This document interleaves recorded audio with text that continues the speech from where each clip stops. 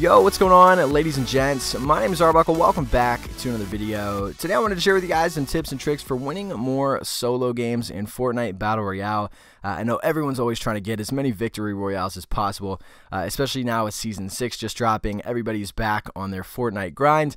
And I wanted to share with you guys some things that not only I do, but that a lot of experienced Fortnite players and professionals have used to acquire more victory royales in the solo mode. So hopefully by the end of the video, I've been able to share with you guys some things that maybe you didn't already incorporate in your gameplay, and hopefully overall help you guys to get some more solo wins. So the first thing I want to talk about is something that has been popular for a while now and has really taken over, especially in the professional scene. A lot of the big YouTubers, the streamers, whatever, they're all doing it now. But and that's to use the noob skins. It's something that I've kind of been iffy about. You know, I used to be all for it, just using the very first skin in the game. But part of me believes that no matter how long this game is popular for, no matter how many people you run into that are just faking it with the noob skin that are actually really good, I feel like because it was the very first skin in the game, your brain is always just going to come back to, it's the first skin in the game, we have a chance. Like, this kid's probably not that good. Even though people are doing this now all the time, it's still like that trigger in your brain that's like noob skin, right? Like, it's just there. It's like noob skin, like attack. And I feel like no matter how many times you run into someone like that, you're still going to have that same reaction. So I feel like using a noob skin is always going to be somewhat beneficial, right? Like, it's always better to use a crappy skin where someone might have that thought instead of running with the max battle pass skin where someone's like, all right, this kid's clearly good, right? Like, it's always good to have that mystery behind, you know, like how good you are or the type of player that you are. So I think it's important to try to run with the noob skins. If you can't or don't want to run the original one, something that I would recommend doing is running some of the first skins that were first released with the first couple battle passes. Because generally, like, I judge a player based on what they're wearing, which is not good, right? Like, that's not good in any game or in real life at all. You never want to judge people. But when it comes to the game, I'm always judging players based on what skin they have. And I always kind of put them in a ranking of like, okay, this dude's either really good, really bad, or somewhere in between. So picking your skin is actually a very important step when it comes to making it further in games, especially when you're playing solo and you don't have teammates to watch your back. So I recommend using noob skins. You can run the very first one, but if you don't want to, again, run some of the first ones that you get in the battle pass. Some of the ones that look really dumb. It'll help you out and help you get further into the game. The second tip that I have for you is to not carry as many heals. You don't need all the heals. I see so many people, especially people that I play with, that are carrying way too many heals and not enough weapons, and you're not gonna be able to heal if you can't win a gunfight. So if all you have is an assault rifle and a shotgun, and this dude's outgunning you with like an RPG or a sniper, you might be screwed, right? Like, it might not matter that you have 15 bandages, a med kit, minis, and a big shield. Like, it might not matter that you have all that. All you're gonna do is give it to him when he's done killing you. So I think it's important that you not run as many heals as that you think you need. Like, if you guys watch like people like Ninja and all the other big dudes on YouTube, they almost never run any heals at all. I think Ninja used to only run minis, and now they're so damn good. I don't think any of them even run heals anymore.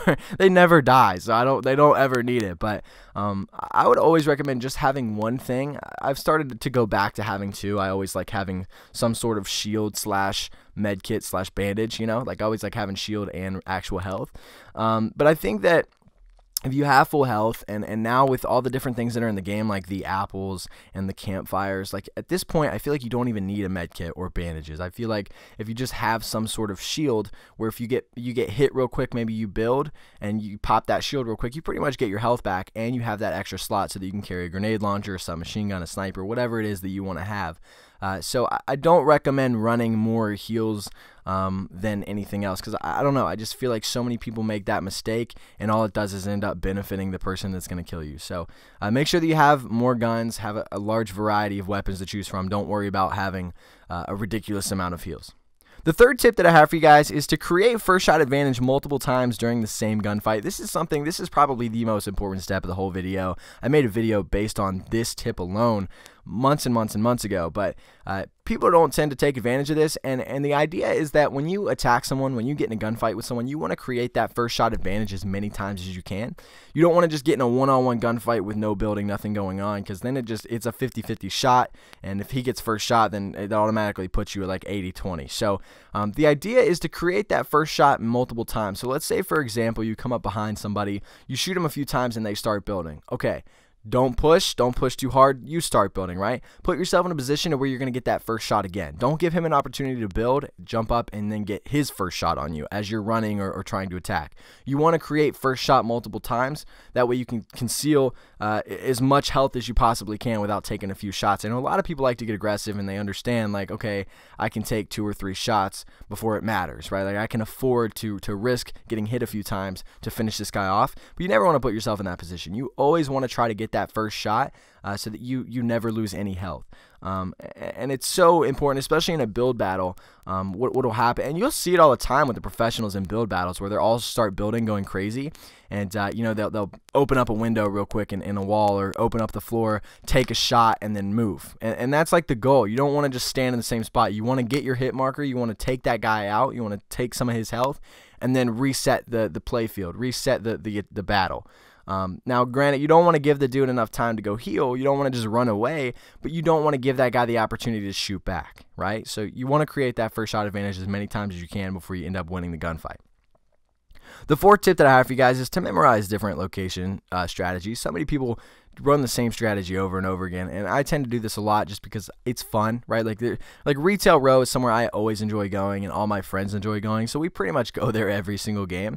But if you want to try to get more wins, especially in solo, you got to be able to learn different areas and different game plans. So let's say, for example, you land in retail. Let's say you like landing in retail. You got to have different strategies for each part of Retail Row. You can't just go to the same exact house every time, because it's going to play different every single game. Maybe you like going to LeBron's house, right? The house next to the basketball court in Retail Row. You can't go there every single game. You know, one game you go there might be 15 other people that decide to land there, and you might have to redirect and recalculate your game plan. And if that's the only strategy you have is to hit that house and move like clockwise or counterclockwise, and you get forced to go to a different house that you don't know where all the chests are, or you don't know exactly where everything is, you're going to put yourself in a crappy situation, and you're not going to know how to play it because you're not used to running it. So run different strategies, understand different locations, and how you're going to approach the situation if other players land at the house that you're planning on going to. So, and then the obvious one is just go to different places, right? Like if you're flying in on retail and you see 30,000 other people going there, turn around and fly towards some of the houses that are north, or some of the houses that are northwest, or whatever. So there's a lot that you can do, right? There's a lot that you can really do with that. So memorize different location strategies. You'll be good to go. The next tip that I have for you guys is you're always being watched. Don't be an easy target. This is something that people have become so lenient with, including myself.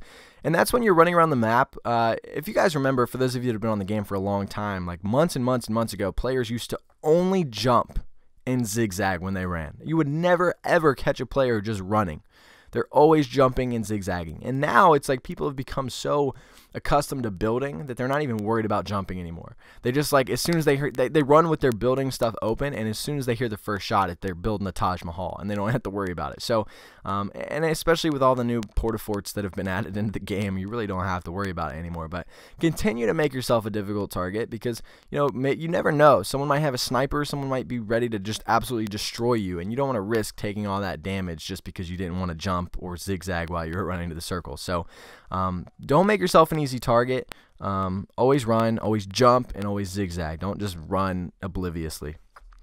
The next tip that I have for you guys is to don't start long distance gunfights. This is something that I have a huge problem with doing, and that I know a lot of you guys probably do too, where you see someone and you're like, attack, attack, attack, and you just want to go right after them. But you have to have some sort of patience. You have to have discipline and understand, like, okay, there's a really good chance that I might get one shot off on this guy before he starts building, and then it's even, right? Like, you always want to try to give yourself that upper hand, that advantage.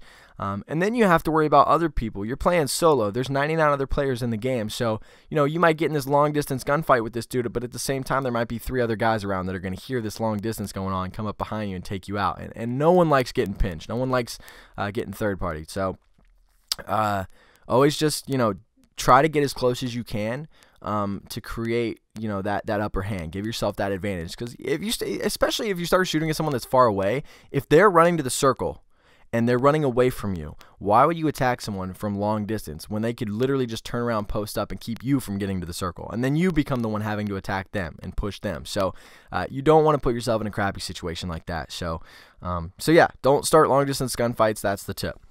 The last tip that I have for you guys is to maintain awareness after killing someone. Most likely someone is going to roll up for the cleanup. So this is kind of pertains to what I just talked about a second ago. except it's for the end of the gunfight. So let's say you get in this gunfight with this dude. Maybe it's a long gunfight. Maybe it takes a while. You guys get in a build battle, whatever. You're really loud. You're shooting shotguns. You're shooting a lot of ammo. You eventually kill the dude. So many people just get hyped that they won the gunfight, and they go to loot and heal up and figure everything out. You have to keep in mind that in a solo game, it's every man for themselves. And you guys know, as many times as you're sitting there watching other people fight and you're watching other people run and they don't know you're there, that happens to you 100 times more because there's that many more players in the game. So you have to understand that someone is always watching you. Someone is always waiting for you to finish a gunfight so they can come in and clean up. I mean, that's what we do all the time. So you got to think that people are doing that to you as well. So when you finish fighting someone, and even in the middle of the gunfight, even before it's over, you have to understand that you got to maintain awareness at your back, right? Like maybe the dude in front of you is building and you just build a wall in front of you, but you got to keep in mind there's probably someone behind you watching you or waiting for the gunfight to end. So you want to make sure that you're covering all sides and that you're prepared that when you kill that guy, that you need to build really quick and try to heal before going and just openly looting everything without a worry in the world, because you never know, someone's probably going to roll up and try to finish you off. So maintain awareness after killing someone and you should be good to go. Anyway, guys, that's gonna be the video. These are a lot of tips that I think a lot of you guys will really benefit from if you put them to action and take them serious. But if you guys have any more tips that you want to add, I know there's a million more, make sure to leave them down in the comments below. I hope you guys did enjoy this video. If you guys have any questions, again, leave a comment. Make sure to subscribe if you haven't already, and I'll see you guys in the next video. Can we be friends?